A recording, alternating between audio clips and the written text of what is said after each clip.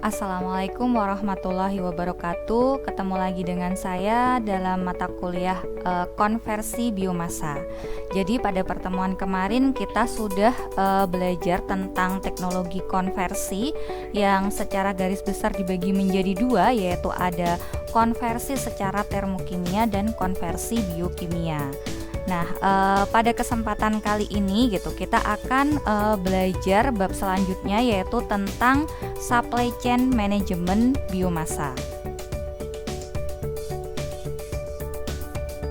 Apa saja yang akan kita pelajari hari ini? Jadi yang akan kita pelajari hari ini meliputi CPMK dan KAD, kemudian ada pendahuluan, klasifikasi keputusan, klasifikasi bahan baku dan produk, dan juga optimasi supply chain.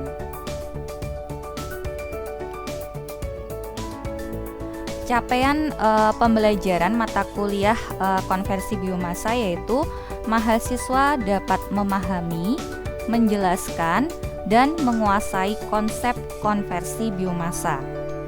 Mahasiswa mampu mengaplikasikan konversi biomasa untuk menyelesaikan permasalahan-permasalahan yang berhubungan dengan teknik kimia.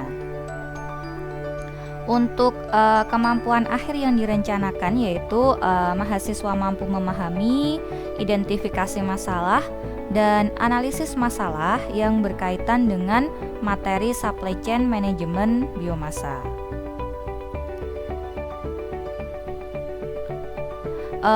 Kalau kita berbicara tentang biomasa biomasa kan termasuk bahan bakar nabati ya, dan kita tahu bahwa bahan bakar nabati atau BBN ini mendapatkan perhatian yang cukup serius dari pemerintah ya, karena kita tahu bahwa cadangan bahan bakar fosil di Indonesia ini semakin menipis berdasarkan data dari Sekretariat Jenderal Dewan Energi Nasional pada tahun 2018. Cadangan minyak bumi di Indonesia itu mengalami penurunan sekitar 1,2% Nah, kondisi inilah yang mendorong pemerintah untuk mengembangkan bahan bakar alternatif sebagai pasokan bahan bakar untuk memenuhi kebutuhan bahan bakar dalam negeri Dan keseriusan pemerintah dalam hal ini dituangkan dalam peraturan pemerintah nomor 22 tahun 2017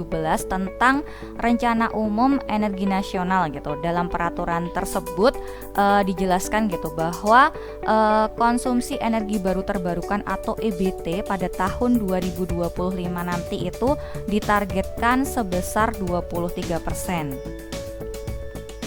Nah, dalam rangka memanfaatkan biomasa sebagai salah satu sumber energi terbarukan sudah banyak penelitian yang dikembangkan terkait dengan energi biomasa termasuk juga kelompok riset dari program studi teknik kimia yaitu Research Center for Bio-Based Chemical Product juga sudah melakukan beberapa penelitian terkait dengan konversi biomasa.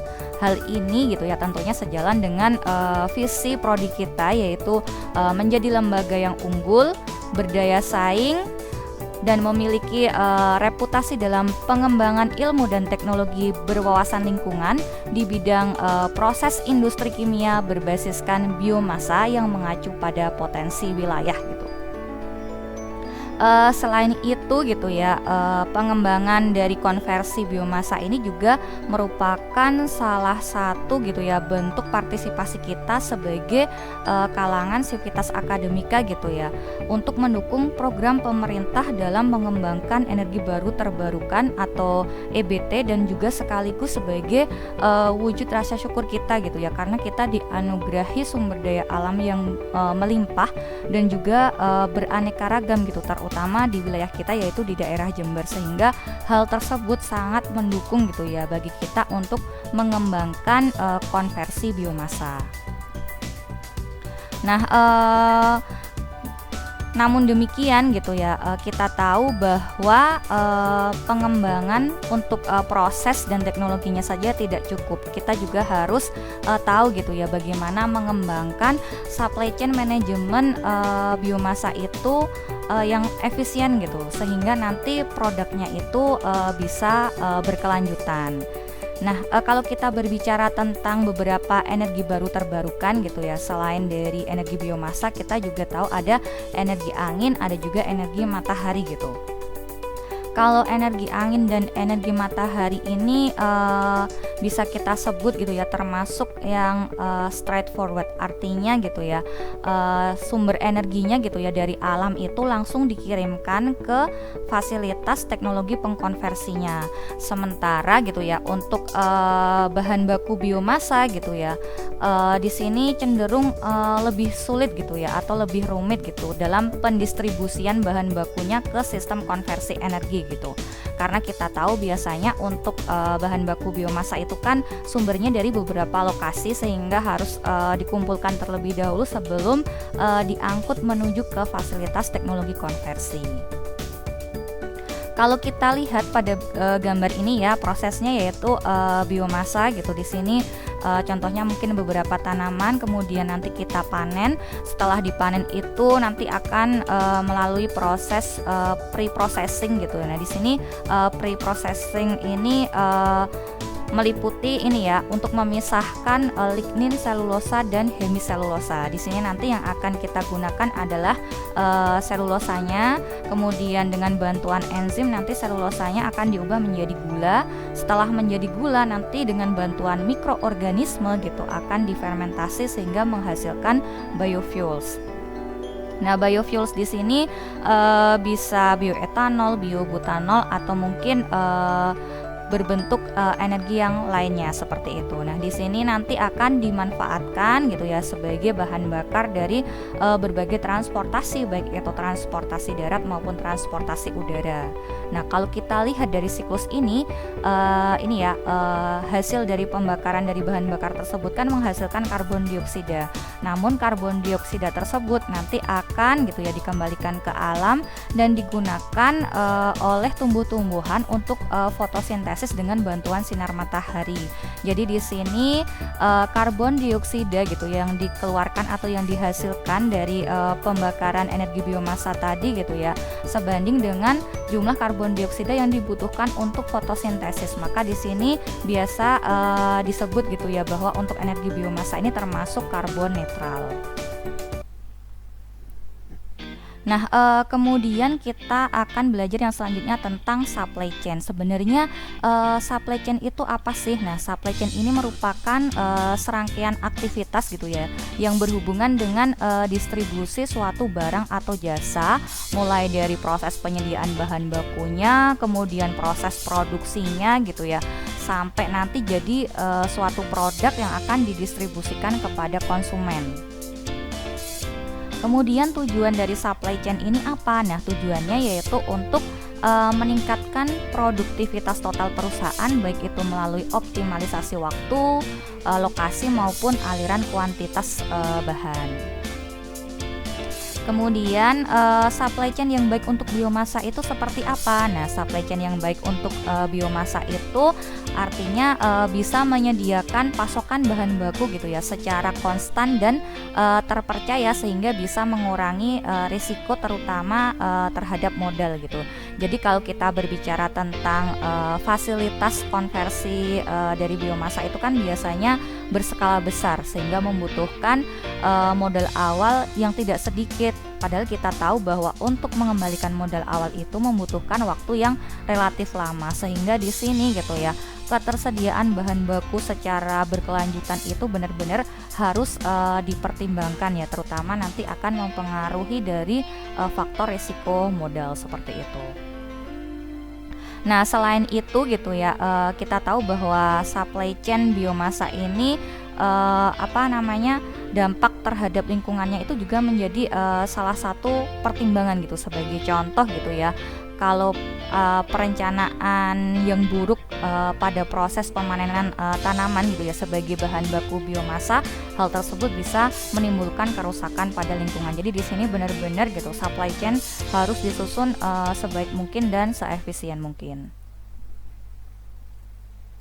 Nah, yang selanjutnya adalah tahapan supply chain biomasa. Nah, di sini kita awali dengan pengumpulan biomasa. Jadi di sini merupakan komponen pertama dari supply chain, yaitu melakukan pemanenan dari suatu tanaman atau bisa juga pengumpulan dari biomasa gitu. Nah, di sini setelah melalui proses ini, maka tahapan selanjutnya adalah transportasi. Jadi bahan baku yang sudah dikumpulkan tadi gitu ya, kemudian akan diangkut menuju ke fasilitas pengolahan biomasa gitu. Nah, di sini makanya perlu diperhatikan gitu ya, perlu direncanakan yang baik tentang transportasinya gitu. Jangan sampai gitu ya nanti biaya transportasinya itu membengkak gitu ya, sehingga biaya operasionalnya itu meningkat.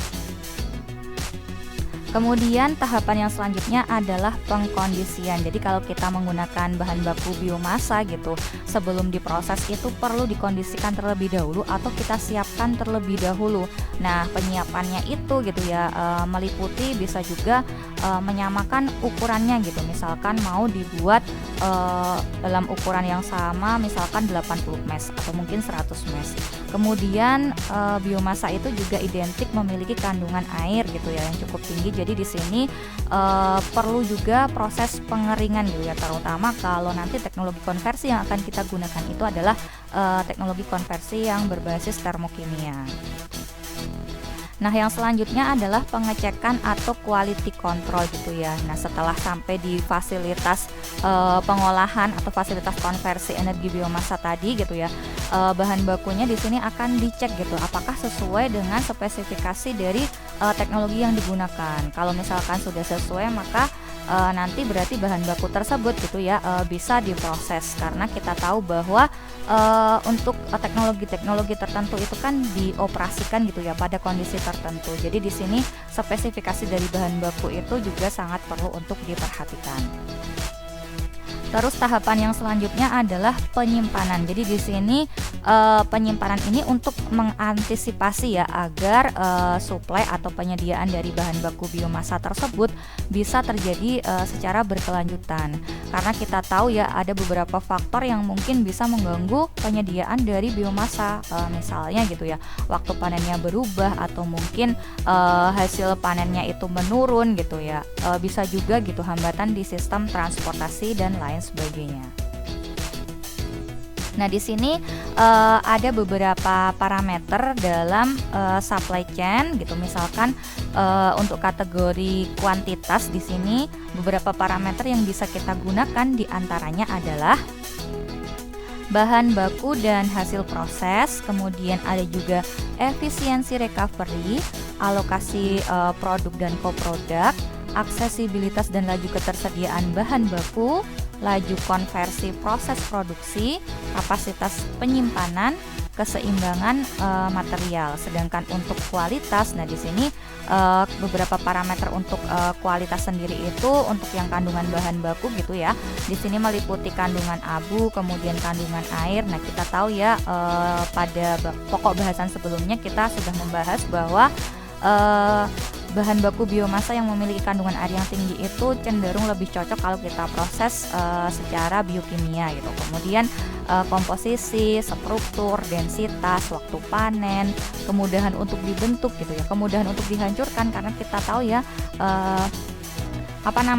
biomasa itu kan ukurannya macam-macam, dan biasanya kalau misalkan masih dalam bentuk batang, misalkan batang tembakau kan dalam bentuk yang besar, padahal untuk memprosesnya kita butuh gitu ya bahan baku yang seragam, misalkan ukurannya dalam 80 mes atau 60 mes gitu, sehingga di sini perlu gitu ya faktor kemudahan untuk dihancurkan. Kemudian ada juga tadi ukuran partikel gitu, kemudian penyusutan. Terus untuk kondisi proses, untuk ini parameternya bisa kemurnian, bisa spesifikasi bahan bakar hasil proses. Jadi kita tahu bahwa untuk spesifikasi bahan bakar itu kan sudah ada standarnya. Jadi kalau kita mau produk bahan bakar yang kita hasilkan nanti itu layak beredar dan mampu bersaing gitu ya di pasaran, berarti kita harus menyesuaikan dengan spesifikasi bahan bakar yang sudah ada standarnya. Nah, yang selanjutnya adalah mekanisme penyusunan dari supply chain gitu. Jadi yang pertama kita lihat ya sumber biomasanya itu tersedia atau tidak. Kalau misalkan tersedia, langkah yang selanjutnya adalah spesifikasi biomasa sesuai dengan teknologi yang tersedia. Nah, di sini ya menentukan properties dari biomasa itu sangat berpengaruh gitu terhadap proses konversi dari biomasa gitu. Kenapa? Karena kita tahu bahwa selain memiliki kandungan energi gitu ya, biomasa itu kan juga memiliki kandungan-kandungan lain yang bisa mengganggu proses konversi energi. Sebagai contoh gitu ya, kandungan silika yang tinggi pada biomasa gitu dapat menjadi permasalahan pada teknologi konversi yang berbasis thermal gitu. Dan kandungan air yang tinggi pada biomasa gitu memerlukan drying yang cukup signifikan gitu ya jika akan diproses atau dikonversi melalui gasifikasi. Oleh karena itu kita perlu identifikasi secara menyeluruh gitu terhadap bahan baku biomasa yang akan kita gunakan. Nah, kalau tadi sudah identifikasi secara menyeluruh atau spesifikasi biomasanya itu seperti apa, maka langkah selanjutnya adalah memilih gitu ya teknologi konversi yang akan kita gunakan yang sekiranya itu kompatibel gitu ya dengan jenis biomasa yang kita miliki tadi gitu. Nah, di sini kan pada umumnya biomasa itu digunakan ya untuk memproduksi steam, baik itu untuk pemanas maupun untuk kebutuhan listrik. Dan penggunaan dari biomasa sendiri itu cenderung lebih banyak digunakan dalam kondisi kering gitu ya, dan dikonversi melalui bisa pembakaran, gasifikasi, atau mungkin pirolisis seperti itu. Nah, kalau dari spesifikasi sudah sesuai gitu dengan teknologi yang tersedia, maka di sini tahapan selanjutnya adalah memeriksa kuantitasnya gitu. Kuantitasnya terpenuhi atau tidak gitu. Kalau misalkan kuantitasnya terpenuhi, maka nanti langkah selanjutnya adalah memeriksa gitu tersedia penyedia biomasa yang biomasa dalam jumlah yang cukup.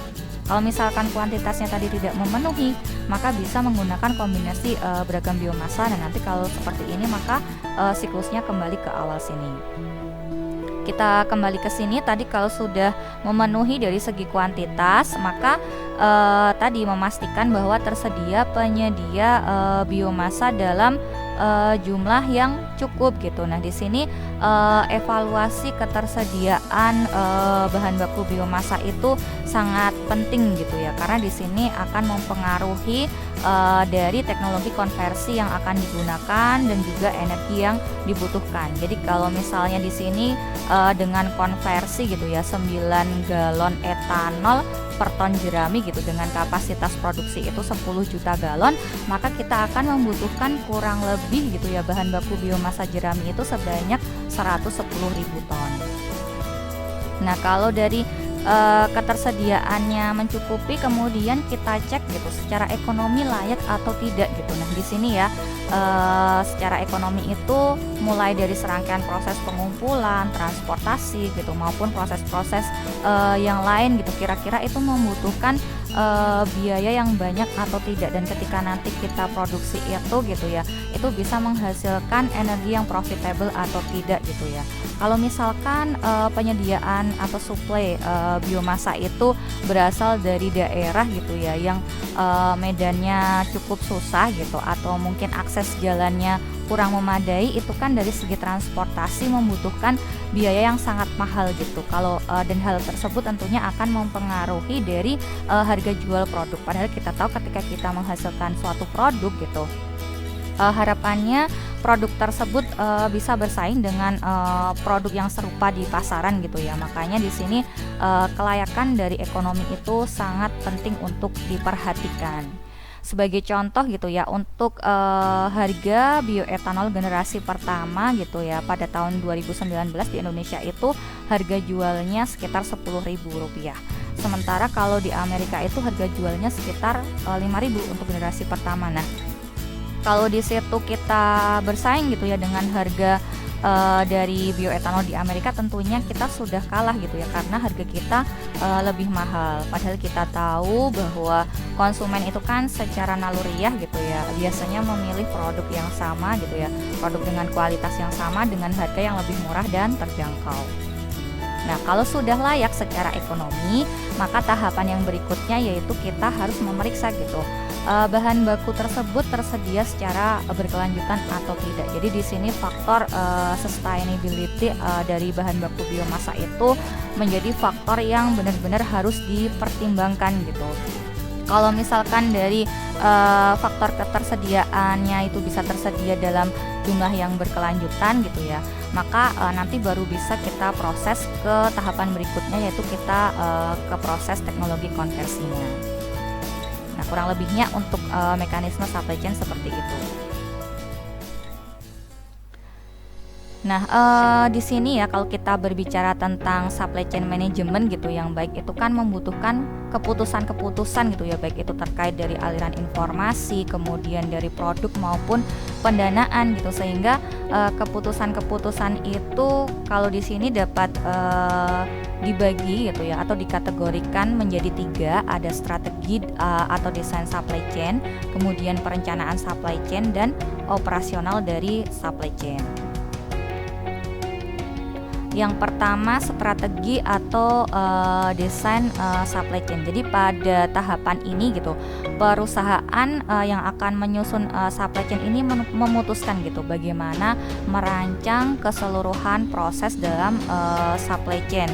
Tahap ini juga ini ya menentukan beberapa strategi yang harus dibuat. Pertama, meliputi lokasi dan kapasitas produksi. Jadi kita tahu ya bahwa lokasi yang ideal gitu ya untuk membangun suatu fasilitas konversi biomasa itu adalah yang paling dekat dengan sumber bahan bakunya. Kemudian untuk kapasitas produksi, nah kapasitas produksi ini biasanya menyesuaikan gitu dari ketersediaan bahan baku yang ada di daerah tersebut. Jadi tersedianya bahan baku berapa, nanti bisa dihitung gitu kapasitas produksi yang memungkinkan dari bahan baku yang tersedia. Nggak hanya tersedia tapi harus tersedia secara berkelanjutan itu berapa. Kemudian fasilitas penyimpanan. Nah, fasilitas penyimpanan ini juga perlu dipertimbangkan karena tadi ya untuk mengantisipasi gitu ya permasalahan-permasalahan yang terkait dengan penyediaan bahan baku supaya bahan bakunya itu bisa tersedia secara berkelanjutan. Kemudian produk yang akan diproduksi. Nah, di sini dari awal sudah ditentukan ya nanti berarti produk yang akan diproduksi dari konversi biomasa itu apa gitu dan lain sebagainya. Nah, di sini dalam menentukan suatu strategi atau desain supply chain gitu ya, perusahaan itu harus bisa membuat supply chain yang bisa berlaku dalam jangka panjang gitu ya dan sulit diubah seketika. Jadi benar-benar supply chain itu bisa diterapkan nggak hanya untuk sekarang tapi juga untuk tahun-tahun berikutnya seperti itu. Jadi benar-benar harus diperhatikan gitu ya faktor-faktor penting gitu ketika menyusun supply chain. Yang kedua, kategori yang kedua adalah perencanaan supply chain. Nah, di sini ada beberapa hal yang perlu direncanakan dalam supply chain, yaitu yang pertama meliputi keputusan mengenai pasar yang didistribusikan gitu. Jadi di sini tahapan pertama gitu ya dalam merencanakan supply chain itu kita harus bisa memperkirakan gitu ya kira-kira permintaan pasar untuk tahun berikutnya itu berapa gitu. Nah, di situ biasanya kita bisa menganalisis gitu ya dari data misalkan 5 tahun sebelumnya gitu, sehingga di situ bisa terlihat trennya gitu. Tren permintaan pasar itu seberapa banyak sehingga kita bisa memperkirakan gitu untuk tahun berikutnya kebutuhan permintaan itu kira-kira seberapa banyak. Nah, di sini keputusan mengenai pasar yang didistribusikan, misalkan mau didistribusikan kemana gitu produk kita nanti, apakah misalnya di Pulau Jawa saja atau keluar Jawa atau mungkin diedarkan ke pasar internasional seperti itu. Nah, yang perlu direncanakan selanjutnya yaitu subkontrak manufaktur. Jadi di sini tadi ya, ketika kita sudah punya bahan bakunya gitu, kita sesuaikan dengan teknologinya gitu. Teknologi konversinya kita mau pakai yang konversi secara termokimia atau konversi biokimia. Kalau misalkan secara termokimia mau pakai pirolisis, gasifikasi ataupun karbonisasi dan lain sebagainya, harus kita pertimbangkan dari situ sehingga kita bisa menyusun manufakturnya. Kemudian rencana pembuatan inventory dan perlengkapan yang dijalankan. Kemudian juga kita harus merencanakan lokasi cadangan. Jadi kalau misalkan kita punya rencana awal lokasinya di suatu tempat yang kita nyatakan bahwa lokasi tersebut itu strategis, tapi ternyata ada kendala untuk pembebasan lahan ataupun permasalahan lainnya, maka di sini kita harus punya perencanaan terhadap lokasi cadangan. Kira-kira lokasi strategis lainnya itu ada di daerah mana. Nah, kemudian yang selanjutnya gitu ada juga waktu dan harga pemasaran. Jadi di sini kita harus memutuskan kira-kira nanti waktu pemasarannya itu kapan dan harganya itu kira-kira berapa gitu ya, sehingga bisa bersaing dengan produk yang serupa yang sudah beredar di pasaran. Kemudian operasional dari supply chain ya. Jadi tujuan dari tahapan ini adalah untuk menangani permintaan konsumen sebaik-baiknya. Di sini misalkan menentukan tanggal permintaan terpenuhi, kemudian membuat daftar ambil pada gudang gitu, kemudian menentukan moda transportasi dan waktu pengantaran. Jadi di sini operasional supply chain ini juga menjadi salah satu faktor penting gitu ketika kita akan mengambil suatu keputusan. Sebagai contoh misalkan kita ini ya sudah bersedia atau sudah menandatangani kontrak gitu, akan menyediakan gitu ya produk kita gitu ya berapa banyak gitu pada tanggal tertentu. Ternyata gitu ya pada tanggal tersebut produk yang bisa kita sediakan itu jumlahnya di bawah jumlah pesanan. Nah, kalau seperti itu kan nanti kita bisa kena penalti kontrak tersebut. Maka di sini benar-benar dari operasional supply chain itu gitu ya juga perlu dipertimbangkan ketika mengambil suatu keputusan. Selanjutnya adalah klasifikasi bahan baku dan produk. Nah, di sini contoh kategori bahan baku sumber biomasa ya. Di sini secara garis besar ada 3, ada agricultural, kemudian ada forestry, dan ada juga industrial byproduct and waste. Jadi di sini untuk yang agricultural sendiri contohnya untuk jenis yang sisa tanaman pertanian yang mengandung lignoselulosa, ada jerami padi, daun tebu, bisa juga bagian tanaman lain yang tidak menjadi produk panen. Misalnya kalau di sini kan banyak tembakau. Nah, tembakau itu kan seringnya diambil daunnya, sedangkan batangnya tidak dipakai. Nah, batang tembakau itu termasuk kita kategorikan sisa tanaman pertanian karena mengandung lignoselulosa. Kemudian jenis yang kedua yaitu adalah livestock waste atau limbah ternak. Nah, di sini ada kotoran ayam, sapi, kambing, dan domba. Dan kita tahu bahwa untuk yang kotoran sapi kan sudah sering ya dimanfaatkan untuk pembuatan biogas. Kemudian jenis yang ketiga yaitu starch energy crops. Nah, di sini ada gandum, kentang, jagung. Kalau kita lihat ini merupakan jenis-jenis tanaman sebagai sumber bahan baku bioetanol ya, bioetanol generasi pertama. Kemudian kategori yang kedua ini adalah forestry. Jadi untuk forestry ini ada 2 jenis, ada forestry main products, ada juga forestry byproducts. Untuk yang forestry main products-nya ini ada kayu putih, ada akasia. Kemudian kalau untuk yang forestry byproducts ini ada serpihan kayu, kemudian ada juga ranting pohon. Nah, untuk yang kategori ketiga di sini ada industrial byproduct and waste. Di sini dibagi menjadi 2 jenis, ada food industry residues sama wood industry residues. Nah, untuk yang sisa dari industri pangan ini gitu ya, ada limbah pengolahan tanaman bit, kemudian bisa juga lemak gitu, ada juga protein. Sementara kalau untuk yang limbah industri kayu ini ada limbah industri pemotongan kayu, limbah industri pengolahan kayu. Nah, di sini ada contoh produk biomasa padat. Misalkan di sini untuk end usernya adalah rumah tangga, itu biasanya kebutuhannya kurang dari 50 kWh, dan untuk konsumsi bahan bakar tahunannya itu kurang dari 30 mWh. Di sini contoh jenis bahan bakar biomasanya ada pelet kayu, ada briket kayu, kemudian ada serpihan kayu kecil dan batang kayu. Untuk syarat kualitasnya gitu ya, untuk pelet kayu itu harus kuat secara mekanis, kemudian kadar abunya rendah. Untuk briket ini kadar abunya rendah. Kemudian untuk serpihan kayu kecil ini kadar airnya rendah, kurang dari 35% berat. Dan untuk batang kayu ini kadar airnya 15-20% berat. Kemudian kalau untuk contoh yang end usernya plant penghasil panas lokal ini biasanya kurang dari 5 MWE. Nah, untuk konsumsi bahan bakar tahunannya sendiri kurang dari 35 GWh. Nah, jenis bahan bakarnya misalnya di sini serpihan kayu kecil dengan kadar air kurang dari 40% berat, atau bisa juga gulungan jerami atau rumput dengan kadar air rendah, yaitu kurang dari 20% berat. Nah, yang selanjutnya adalah optimasi supply chain. Jadi apabila beberapa tahapan gitu ya dalam supply chain manajemen biomasa itu tidak dikelola dengan baik gitu, maka dapat menjadi penyebab gitu ya tingginya biaya pemanfaatan energi biomasa sehingga tidak bisa bersaing gitu ya dengan bahan bakar fosil.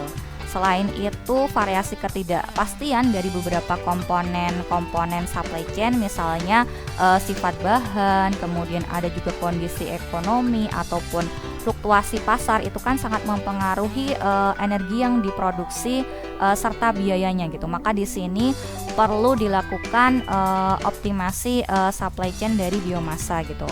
Nah, optimasi supply chain biomasa sendiri ini dapat dibagi menjadi 3 kelompok, yaitu ada district heating plants, ada power plants, dan ada cogeneration plants atau combined heat and power.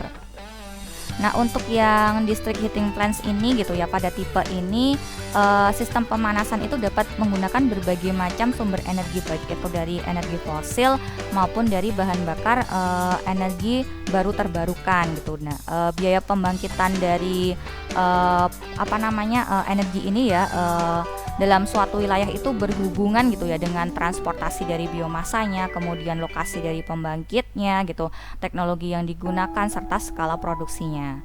Sementara untuk yang power plant gitu, nah untuk pembangkit listrik itu kan pada umumnya biomasa itu dibakar ya untuk menghasilkan steam gitu dan dimanfaatkan untuk menggerakkan turbin. Sementara untuk yang combine heat and power, nah di sini biasanya menggunakan teknologi kogenerasi gitu ya untuk memproduksi listrik maupun panas. Nah, demikian untuk perkuliahan pada hari ini. Jadi tadi kita secara garis besar sudah belajar tentang supply chain manajemen biomasa gitu. Kemudian kategori apa saja yang perlu kita pertimbangkan ketika kita mengambil suatu keputusan. Kemudian ada klasifikasi dari bahan baku dan produk, dan juga optimasi supply chain. Dengan mempelajari beberapa hal tersebut gitu ya, mahasiswa itu diharapkan bisa menyusun gitu ya supply chain manajemen biomasa yang efisien gitu, sehingga nanti produksinya itu bisa berkelanjutan seperti itu. Semoga apa yang kita pelajari hari ini bermanfaat. Terima kasih atas perhatiannya dan sampai ketemu lagi pada pertemuan berikutnya. Wassalamualaikum warahmatullahi wabarakatuh.